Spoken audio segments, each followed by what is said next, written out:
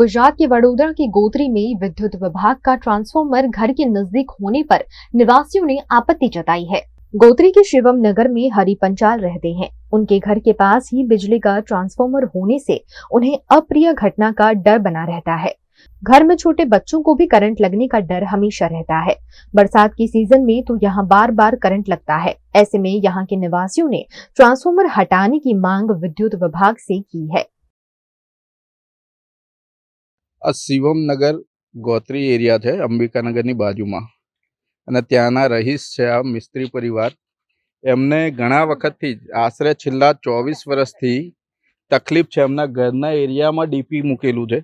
એ DP કાઢવાની રજૂઆતો વારંવાર દર વર્ષે આશરે એક વખત તો કહીએ તો ખોટું ના પડે એટલા સમય સુધી અને એટલે બધી સંખ્યામાં અરજીઓ આપ્યા છતાં પણ જીઈબી વાળા અથવા તો એમજીવીસીએલ વાળા આનો કોઈ ઉકેલ આપતા નથી।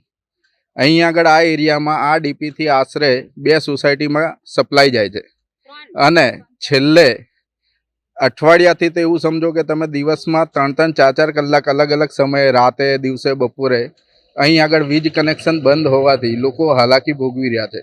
આ ઘર પરિવારને ગમે ત્યારે ડીપીમાં કંઈ તણખા થાય, શોર્ટ સર્કિટ થાય કે કોઈ લીકેજ હોય કે ગમે તે આ ઘર પરિવાર હંમેશા ભયના ઓઠા હેઠળ જીવી રહ્યો છે। આનું નિરાકરણ લાવે એમજીવીસીએલ વાળા એવું અમે વિનંતી કરીએ છીએ।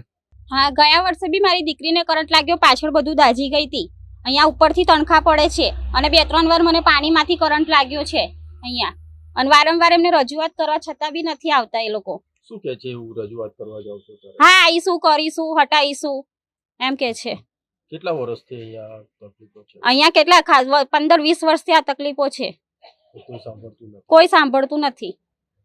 અહીંયા દરવાજો છે મુખ્ય અમારે આવા જવાનો રસ્તો આ જ છે, મેન દરવાજો આવા જવા માટે।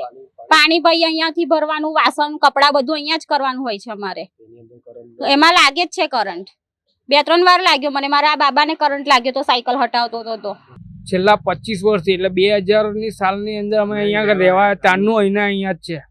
અમે લગભગ એટલી બધી અરજી કરી છે કે એની કોઈ હદ નહીં। આરટીઆઈ પણ અમે કરેલી છે। એ લોકોને હટાવવા માટે ઘણા પ્રયત્નો કર્યા છે। એ લોકો એમ કહે છે કે અમારે જગ્યા જોઈએ, તો જગ્યા પણ છે પણ એ લોકોને હટાવવું નહીં। ત્યાં પણ જગ્યા છે, ત્યાં થાંભલો એક છે, એ ખાલી એક જ થાંભલો નાખવાનો છે ને ડીપી ત્યાં ટ્રાન્સફર થઈ જાય। તો એવું કહે છે કે ખર્ચો બહુ થાય, તમારે ખર્ચો આપવો પડશે। એકવાર એસ્ટિમેટ આપ્યું, 75,000નું એસ્ટિમેટ આપેલું છે।